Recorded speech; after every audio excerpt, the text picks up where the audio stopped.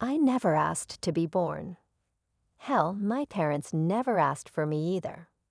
The way my mom tells it, she was young and stupid, head over heels for some guy who couldn't keep it in his pants. Next thing you know, boom, baby on the way. That baby was me. Sheila, the mistake. Mom wanted to get rid of me, but both sets of grandparents found out and shut that down real quick. Back then, you didn't raise kids alone. So Mom and Dad got hitched, and I came along, kicking and screaming, 9 months later. Dad never let me forget how I'd ruined his life. "There goes my youth," he'd mutter every time he looked at me. To him, I wasn't a daughter. I was a ball and chain, dragging him down from the life he thought he deserved. For 10 years, it was just the three of us in that little house, me tiptoeing around, trying not to piss off Dad, Mom cooking and cleaning like her life depended on it, and Dad coming home from work with a scowl that only deepened when he saw me. Then came the miracle. My little sister, Sarah, the golden child, the one they actually wanted. And me. I was shoved even further into the background. "Sheila, watch your sister. Sheila, be quiet. Sarah's sleeping. Sheila, why can't you be more like Sarah?" It was Sarah this, Sarah that. She got new clothes. I got hand-me-downs. She got praise. I got scolded. She got love. I got used to disappointment. By the time I was 10, I was doing most of the housework, scrubbing toilets, mopping floors, dusting shelves. You name it, I did it. Not that I got any thanks for it. It was just expected. But there was one chore I didn't mind cooking. Something about mixing ingredients, creating flavors. It felt like magic. I remember the first time I made my special lasagna for a family gathering. Aunt Linda took a bite, and her eyes lit up. "Mary, this is incredible. When did you become such a master chef?" Mom just smiled and nodded, soaking up the praise. I stood in the corner, invisible as always. "Actually, I made it," I said, trying to make my voice heard. Aunt Linda laughed like I just told a joke. "Sheila likes to help in the kitchen sometimes," Mom cut in smoothly, still basking in the compliments. "Isn't that right, dear?" I shut my mouth, knowing it was pointless. No one ever believed me anyway. Growing up, the kitchen became my sanctuary. While Sarah got showered with attention and gifts, I found solace in pots and pans. By the time I hit high school, I could whip up a mean pot roast that even Dad couldn't complain about. "Not bad," he'd grunt, shoveling food into his mouth.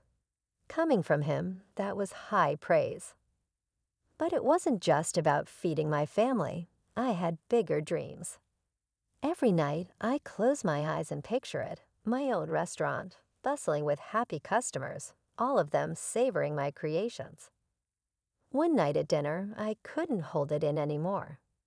"I want to open a restaurant someday," I blurted out. The silence that followed was deafening. Then Sarah snickered. "You, a restaurant?" Mom looked concerned, like I just announced I wanted to be an astronaut. Dad didn't even look up from his plate.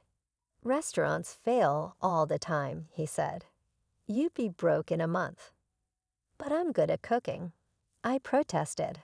"Everyone likes my food." "Everyone likes free food," Dad scoffed. "Doesn't mean they'd pay for it." Sarah piped up, her voice sickeningly sweet. "Maybe you could work at McDonald's, Sheila. I hear they're always hiring." When it came time for college, I set my sights on the best culinary school I could find. To my shock, Dad agreed to pay for it. "This is your inheritance," he said gruffly. "Don't expect anything else. The house, the savings, that's all going to Sarah." I should have been hurt. But honestly, I was too excited about culinary school to care. This was my chance to prove myself, to learn from real chefs and hone my skills. College was a whirlwind of chopping, sodding, and baking. For the first time in my life, I felt like I belonged somewhere. My classmates actually appreciated my cooking, and my instructors praised my creativity. But reality came crashing back when I graduated. With no money for my own place, I had to move back home. The contrast between my college life and my family's indifference was stark. "So you're a chef now?" Sarah smirked over dinner. "Does that mean you'll be doing all the cooking from now on?" Mom jumped in before I could respond. "That's a wonderful idea. Sheila can cook, and you can focus on your studies, dear." And just like that, I was back to being the family maid. But this time, with a culinary degree gathering dust on my shelf. I managed to land a job as an assistant chef at a local restaurant. The pay was lousy, but it was a foot in the door. Every night, I'd come home exhausted, only to face a mountain of dishes and laundry. "This is your rent," Mom would say, handing me a list of chores. "You're not a child anymore. You need to contribute." But I didn't let it break me. Every spare moment, I was planning, dreaming, scheming. I knew that someday, somehow, I'd have my own restaurant.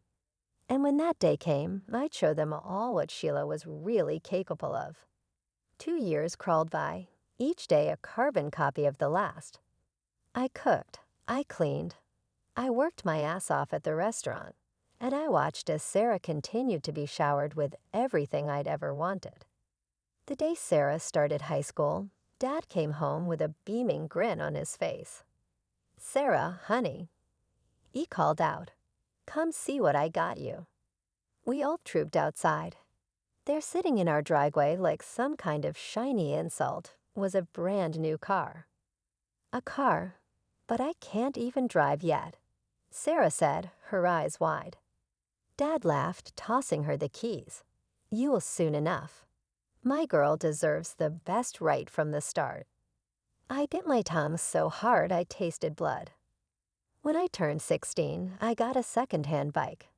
And even that was only because I needed it to get to my part-time job. It didn't stop there. Every week, there was something new for precious Sarah: the latest iPhone, a MacBook Pro, designer clothes. They even renovated her bedroom, turning it into something that looked like it belonged in a luxury hotel. Meanwhile, I was still in my old room. The same faded wallpaper, the same creaky bed I'd had since I was 10. But hey, at least the spiders kept me company, right? I started thinking about moving out. Maybe I could find a roommate, split the rent on some tiny apartment. Anything would be better than this constant reminder of how little I mattered. But then came Christmas. I'd been saving up, determined to get everyone nice gifts for once, to show them I wasn't the failure they thought I was. I ended up buying lottery tickets for everyone. Not the cheap scratch-offs, but tickets for the big jackpot. Christmas morning came, and I handed out the envelopes, trying not to look too eager. Mom opened hers first. Her face fell. "Oh, lottery tickets." Dad snorted. "What is this, a gas station gift?" Sarah didn't even bother opening hers. She just rolled her eyes. "Keith, thanks, Sheila, real thoughtful." "Well," Mom said, her voice sickly sweet, "I guess since Sheila didn't really get us anything, she won't be expecting any gifts either." That seems fair, doesn't it? I felt a lump forming in my throat. Without a word, I snatched the lottery tickets from Dad's hand. "You know what? I'll take them. Merry Blitty." Christmas, I stormed out, ignoring their shocked faces. Screw their family dinner. I texted my coworker, Jen. "Hey, you still at the restaurant? Mind some company?" An hour later, I was sitting at the bar of the closed restaurant, nursing a glass of cheap champagne with Jen. As the night wore on, Jen and I traded stories about horrible families and crushed dreams. It wasn't exactly a Hallmark Christmas, but at least I felt less alone. A few days later, I was at work as usual. During the break, I reached for my phone. There was a missed call from an unknown number. Probably just another scam, I muttered, tossing the phone aside. But then it rang again. Same number. Curiosity got the better of me, and I answered. "Hello. Is this Sheila Thompson?" A cheery voice asked. "Yeah, who's this?" "This is Linda from the State Lottery Commission. I'm calling to inform you that you're holding a winning ticket." I almost dropped the phone. "What? Are you serious?" "Absolutely. One of your tickets matched all the numbers in the Christmas drawing. After taxes, your winnings come to $690,000. The world spun around me in a daze. I headed home, my mind racing. This was it. My chance to finally open my own restaurant, to show everyone what I could do. I burst through the front door, unable to contain my excitement. You won't believe what happened. They were all sitting at the kitchen table, looking at me like I'd grown a second head. I won the lottery. I blurted out. One of the tickets, the one I was going to give Mom, it won. $690,000 after taxes. For a moment, there was stunned silence. Then Sarah's shrill voice cut through the air. "That money belongs to us," she screeched. "You bought those tickets as gifts for Mom and Dad. Anything that belongs to them belongs to me." I felt like I'd been slapped. "What?" "No, they gave the tickets back to me. They're mine." Mom and Dad exchanged a look. "Sheila," Dad said slowly, "be reasonable. You live under our roof. You owe us now. Hand over that ticket, and we'll take care of everything." I took a step back, my hand instinctively going to my pocket where the ticket was. "No," I said, surprising even myself with how steady my voice was. "This is my ticket. My win. I'm going to use it to open my own restaurant." Dad's face turned an alarming shade of red. "Now you listen here, young lady." "No, you listen." I shouted, years of pent-up frustration pouring out. I spent my whole life being treated like a second-class citizen in this family. Well, not anymore. This is my chance, and I'm taking it. "If that's how you feel," Mom said, her voice icy, "then you can get out of this house now." I stared at them, these people who were supposed to love me unconditionally. In that moment, I saw them clearly for the first time. "Fine," I said, my voice barely above a whisper. "I'm gone." I stormed up to my room, threw some clothes and essentials into a bag, and walked out. They watched me go, probably thinking I'd come crawling back in a day or two. They couldn't have been more wrong. My first stop was the lottery office to claim my winnings. Then I headed straight to a real estate agent. "I need an apartment," I told the surprised agent. "Something available immediately." By that evening, I was sitting in my very own place.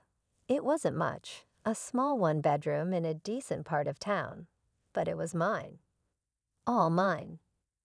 As I sat on the floor, I hadn't had time to buy furniture yet. Eating takeout and scrolling through restaurant equipment catalogs on my phone, I felt something I hadn't felt in years: hope. First things first, I needed a solid business plan. I spent weeks hunched over my laptop, researching, crunching numbers, and planning every detail. After what felt like a million revisions, I finally had a plan I was proud of. Next step, location. I scoured the city, looking for the perfect spot. Finally, I found it, a small rundown space that had been empty for years. The landlord practically laughed when I said I wanted to turn it into a restaurant. "Good luck with that, sweetheart," he chuckled, handing me the keys. I spent the next 3 months turning that dump into my dream. I hired contractors, picked out every fixture, and personally scrubbed every inch of the place. It was back-breaking work, but every blister and bruise felt like a badge of honor. Finally, opening day arrived. I stood in the kitchen, my kitchen, surrounded by the staff I'd handpicked and trained myself. The first order came in, and I felt a rush of adrenaline. "Let's do this," I said, tying on my apron. The first few months were a whirlwind. I worked 18-hour days, cooking, managing, and doing whatever needed to be done. Slowly but surely, word started to spread. People loved my food, not just the taste, but the love and creativity I poured into every day. I introduced a loyalty program for regular customers, giving them special discounts and first dibs on new menu items. It was a hit. Soon, I had a core group of regulars who came in so often, they felt like family. But I didn't stop there. I set up a delivery service, partnering with local couriers to bring my food right to people's homes. It was a gamble. Quality control was a nightmare at first, but it paid off. Social media became my new best friend. I posted daily specials, behind-the-scenes kitchen videos, and engaged with customers online. My follower count grew, and with it, my customer base. 2 years in, I was turning a profit. It wasn't huge, but it was something. I started looking for a second location. Opening the second restaurant was easier in some ways. I knew what I was doing now, but harder in others. Suddenly, I couldn't be everywhere at once. I had to learn to delegate, to trust my staff to maintain my standards when I wasn't there. But we made it work. 3 years after that, I opened my third location. Before I knew it, I was the owner of a successful restaurant chain. Me, Sheila Thompson, the girl who was never supposed to amount to anything. I won't lie, it wasn't easy. There were nights I cried myself to sleep, wondering if I was in over my head. Days when I wanted to throw in the towel and admit defeat. But every time I walked into one of my restaurants, saw the happy customers, smelled the delicious food, I knew it was all worth it. It was just another Tuesday. I was in my office, going over the books for my newest restaurant when my phone rang. I glanced at the screen and froze. It was a number I hadn't seen in years. For a moment, I considered letting it go to voicemail, but curiosity got the better of me. "Hello," I answered, my voice cautious. "Sheila," it was Mom. "Look, I know we've had our differences, but we need your help. It's about Sarah." Of course it was. It was always about Sarah. "What about her?" I asked, trying to keep my voice neutral. Dad's voice came on the line. "She's in trouble, Sheila. She lost her job. They're accusing her of theft, and now no one will hire her. We were hoping you might have a position for her at one of your restaurants." I almost laughed. After everything they'd put me through, they had the nerve to ask for a favor. But then I thought about Sarah. Despite everything, she was still my sister. "Let me talk to her," I said. Sarah came on the line, her voice small and scared. "Sheila, I'm sorry for everything. I really need help." I closed my eyes and took a deep breath. "Okay," I said finally. "I'll give you a job, but listen up, there's no special treatment. You screw up, you're out. Got it?" "Yes, thank you, thank you," Sarah gushed. The next morning, Sarah showed up right on time, looking nervous but determined. I put her to work as an administrator, starting her with basic tasks and slowly increasing her responsibilities. To my surprise, she seemed to take it seriously. She was attentive during training, asked good questions, and didn't complain about the work. One night, as we were closing up, Sarah broke down. "I need to tell you the truth," she sobbed. "I didn't steal anything from my last job. My boss, he tried to force himself on me. When I refused, he fired me and spread rumors that I was a thief." I felt a surge of protective anger. "Why didn't you report him?" Who would believe me over him? Sarah wiped her eyes. I was so scared, Sheila. I didn't know what to do. I believe you, I said, pulling her into a hug. And I'm going to help you. Okay, we'll figure this out together. Over the next few weeks, I threw myself into teaching Sarah everything I knew about running a restaurant. She soaked it all up like a sponge, eager to learn and prove herself. As I watched her confidently handle a rush of customers, I felt a mix of pride and unease. Sarah was proving to be a quick study and a hard worker, but a nagging voice in the back of my head warned me not to let my guard down completely. At first, everything seemed perfect. Sarah threw herself into her work with an enthusiasm I'd never seen from her before. She was always the first to arrive and the last to leave, taking on extra shifts and volunteering for the toughest tasks. But then whispers started reaching my ears. At first, I dismissed them as petty workplace gossip, but as the days went by, the whispers grew louder, more insistent. Boss, Marco, my head chef, pulled me aside one day. I think you need to know something. Your sister, he said, his voice low, she's been saying things, stirring up trouble. I felt a chill run down my spine. What kind of things? Marco looked uncomfortable. She's been telling people that we're underpaid, that you're hoarding all the profits for yourself. She's even suggested we should go on strike. I couldn't believe what I was hearing. That's ridiculous. You all know how tight our margins are. I've always been transparent about the finances. We know.